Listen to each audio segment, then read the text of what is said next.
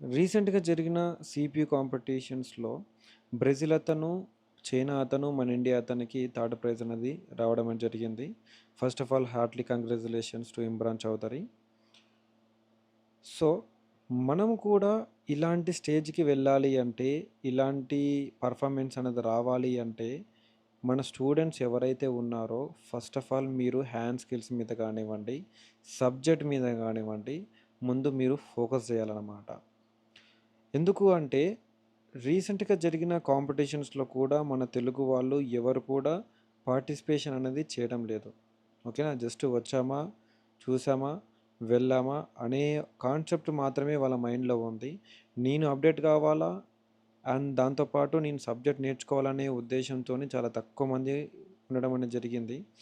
ఆ రికార్డ్ టైమ్స్‌లో వచ్చారు అంటే అది ఎవరికైనా పాసిబులే. ఒక 500, 600 టైమ్స్ ప్రాక్టీస్ చేస్తే అది మనకి కూడా పాసిబులే అవుతుంది. అండ్ రీసెంట్‌గా జరిగిన కాంపిటీషన్స్‌లో కూడా నేను పార్టిసిపేషన్ చేయడం అనేది జరిగింది సీపీయూ కాంపిటీషన్స్‌లో.